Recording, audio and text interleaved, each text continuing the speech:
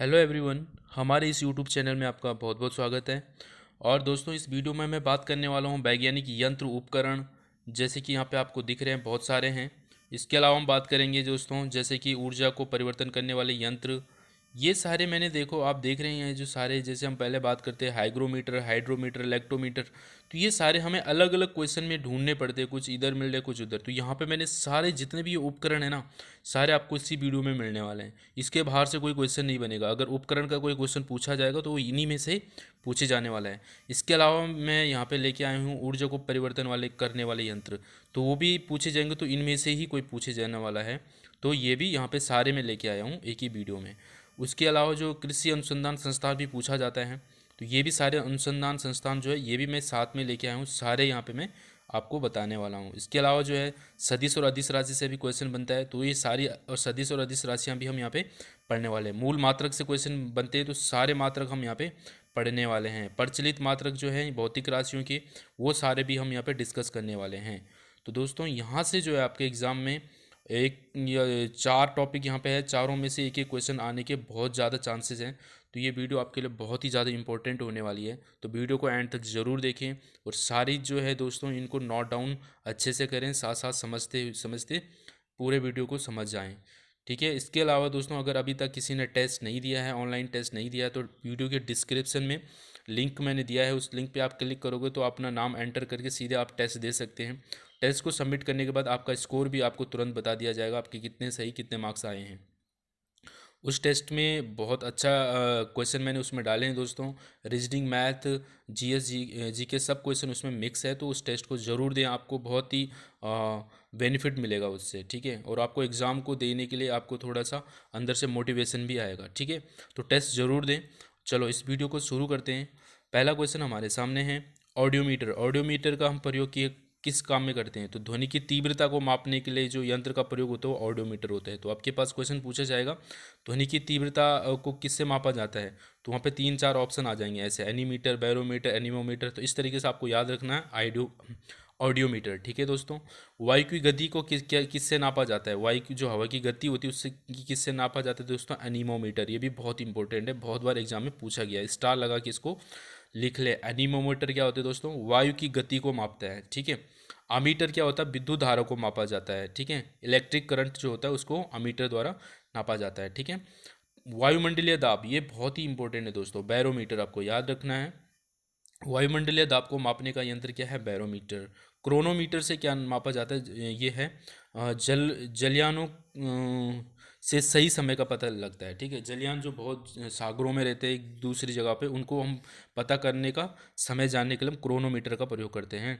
Crescograph क्या होता है? पौधों की वृद्धि को मापने का यंत्र है। ठीक है। पौधों की वृद्धि को मापने के लिए हम क्रेस्कोग्राफ का यूज़ करते हैं। फैदोमीटर क्या होता है दोस्तों? समुद्र की गहराई को मापने के लिए हम फैदोमीटर का प्रयोग करता है। यहाँ पे ये भी बहुत इंपॉर्टेंट है। ठीक है।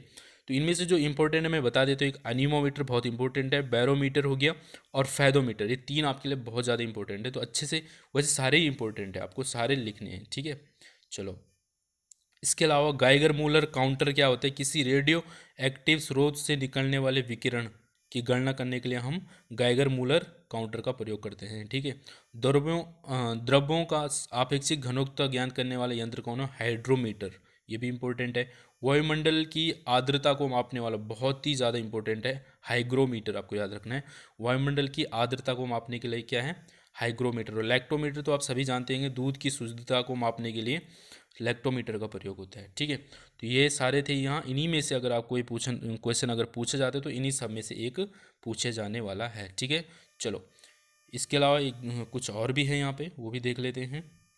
मैनोमीटर। मैनोमीटर क्या है? इसमें गैसों का दाब ज्ञात करने के लिए गैसों का जो दाब ज्ञात किया जाता है मैनोमीटर से।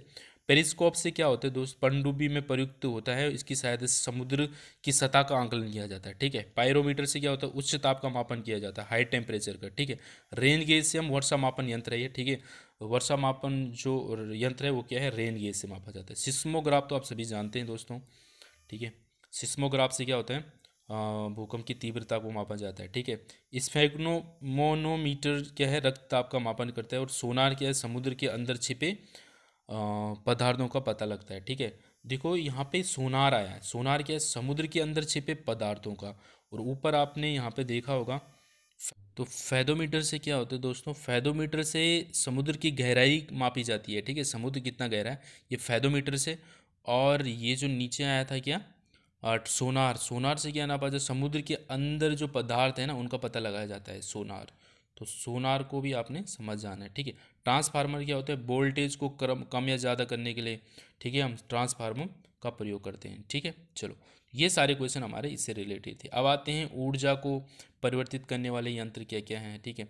तो रासायनिक ऊर्जा को विद्युत में कौन परिवर्तित करता है? विद्युत सेल, ठीक है, परिवर्तित करने वाले यंत्र, ठीक है। प्रकाश ऊर्जा से विद्युत ऊर्जा में, ठीक है, होता है ये फोटोन इलेक्ट्रिक सेल को। डायनमो क्या होता है? यांत्रिक ऊर्जा से वैद्युत ऊर्जा में परिवर्तन, ठीक है। माइक्रोफोन ध्वनि ऊर्जा से विद्युत ऊर्जा में परिवर्तन, ठीक है। मोटर आपको याद रखना है, मोटर क्या? वैद्युत ऊर्जा से यांत्रिक ऊर्जा में कन्वर्टर, ठीक है। सितार क्या है? यांत्रिक ऊर्जा से ध्वनि ऊर्जा में, ठीक है। और इंजन ऊष्मा से यांत्रिक ऊर्जा में, ठीक है। और इंजन की बात करें तो ये ऊष्मा से यांत्रिक ऊर्जा और लाउड स्पीकर से वैद्युत ऊर्जा से ध्वनि ऊर्जा में परिवर्तित होते हैं। तो ये आपको याद रखने हैं, ठीक है।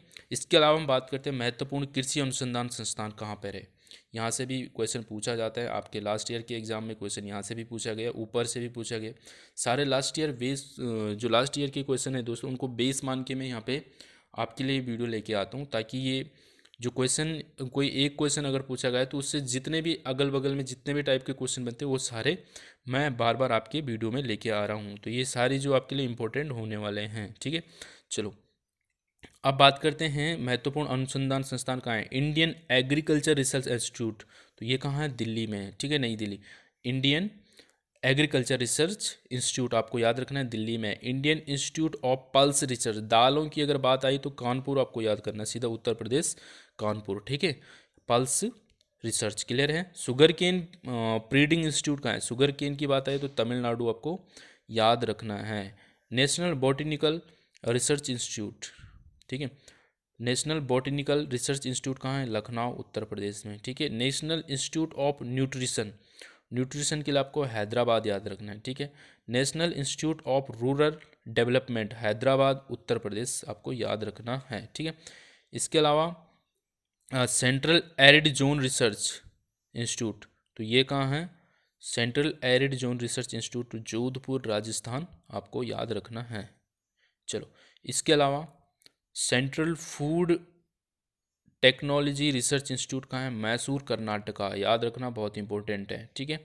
Central institute of fisheries technology, तो कोची केरला आपको याद रखना है। Central potato research institute Shimla, आलू अगर पूछा जाए तो पोटैटो के लिए तो आलू शिमला आपको याद रखना है। सेंट्रल राइस रिसर्च इंस्टीट्यूट, चावल के लिए अगर पूछा जाए राइस तो कटक उड़ीसा आपको याद रखना है। और सेंट्रल टोबैको रिसर्च इंस्टीट्यूट कहाँ है? ये राजमुंद्री आंध्र प्रदेश आपको याद रखना है, ठीक है। तो ये तीनों आपके लास्ट के तीन बहुत इंपॉर्टेंट है। पोटैटो के लिए पूछा जाए तो शिमला हिमाचल प्रदेश याद रखना है। और राइस चावल के लिए पूछे राइस रिसर्च इंस्टीट्यूट तो कटक उड़ीसा आपको याद रखना है। और टोबैको तंबाकू के लिए अगर पूछा जाए राजमुंद्री आंध्र प्रदेश आपको याद रखना है, ठीक है दोस्तों।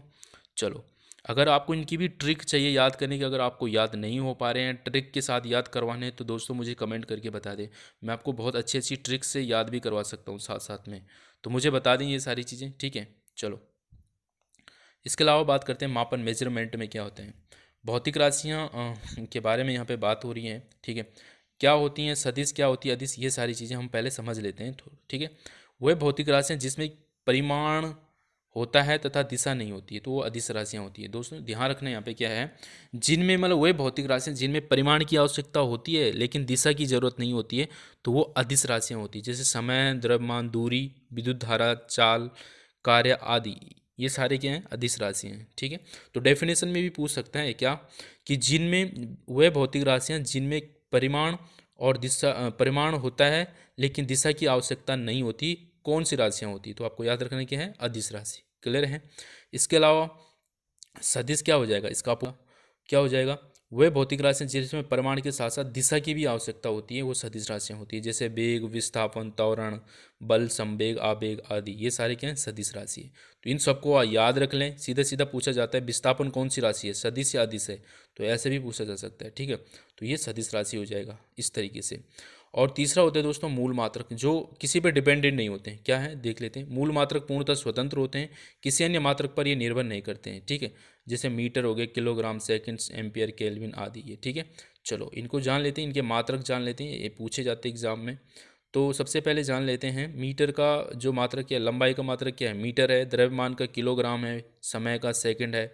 विद्युत धारा का मात्रक है एम्पियर। ताप का मात्रक है केल्विन। ज्योति तीव्रता का मात्रक कैंडिला। और पदार्थ की मात्रक है मोल।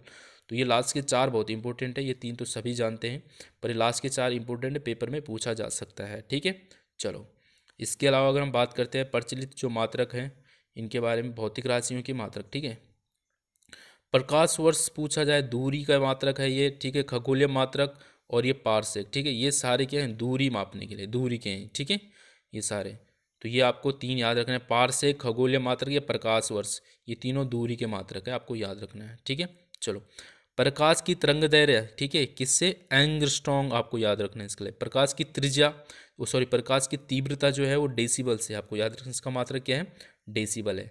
क्या है, समुद्री दूरी आपको याद रखना है, समुद्री दूरी क्या है, नॉटिकल, नॉटिकल मील आपको याद रखना है समुद्री दूरी के लिए। ठीक है, समुद्री गति को अगर आएंगे तो नॉट से इसको डिनोट किया जाता है। समुद्र की गहराई, समुद्री गहराई तो फैदम में लिया जाए, इसका मात्रक क्या है, समुद्र की गहराई फैदम आपको याद रखना है। लेंस की क्षमता का जो मात्रक है वो डायोप्टर आपको याद रखना है। ठीक है, लेंस की क्षमता का मात्रक क्या है, डायोप्टर है। और दाब का क्या है, पास्कल, ये इंपॉर्टेंट है। ठीक है, और आवृत्ति का जो मात्रक होता है हर्ट्ज होता है, आपको याद है। ठीक है, ज्योति फ्लक्स का जो है ल्यूमेन है। वायुमंडलीय दाब का क्या है, बार है। और इसके अलावा आपको याद रखना है विद्युत प्रतिरोध। ठीक है, विद्युत प्रतिरोध बहुत ही इंपॉर्टेंट है, ये आपको याद रखना है, इसका ओम, ओम इसका आपको याद रखना है। ठीक है दोस्तों, चलो इसके अलावा कैलोरी जो है ऊष्मा की मात्रा, ठीक है, हम कैलोरी में मापते हैं। ठीक है, विद्युत आवेश क्या है, कूलाम है। और स्वर्ण की शुद्धता, सोने की शुद्धता कैरेट, हम कैरेट में उसको मापते हैं। ठीक है, तो इस वीडियो में इतना ही था, ये सारे जो हैं आपके एग्ज़ाम के लिए बहुत ज़्यादा इंपॉर्टेंट है। और अगर आपको इसकी पीडीएफ चाहिए तो दोस्तों मैं इसकी जो पीडीएफ जो है लिंक डिस्क्रिप्शन में इसकी भी लिंक दे दूंगा। ठीक है, तो ये आप वहाँ से डाउनलोड कर सकते हो। खुद के नोट्स बनाएं दोस्तों यहाँ से, खुद के अगर आप नोट्स बनाते हैं तो वो आपको ज़्यादा याद रहते हैं। ठीक है, लिखते लिखते जो है हमें वो ज़्यादा याद हो जाते हैं। ठीक है, तो फिर भी मैं आपको इसका जो है लिंक दे दूंगा, आप यहाँ से डाउनलोड कर सकते हैं डिस्क्रिप्शन से। और दोस्तों अगर वीडियो अच्छा लग रहा है आपके, जो आपको इस वीडियो से कुछ हेल्पफुल हो रही है तो प्लीज़ लाइक ज़रूर करें। अगर आपको, मुझे कैसे पता चलेगा आपको वीडियो पसंद आ रहा है या नहीं आ रहा है, तो कमेंट ज़रूर करें, लाइक ज़रूर करें, तो ही तो मैं बता सकता हूँ कि आपको वीडियो अच्छा लग रहा है नहीं लग रहा है। ठीक है दोस्तों, चलो thanks for watching and thank you.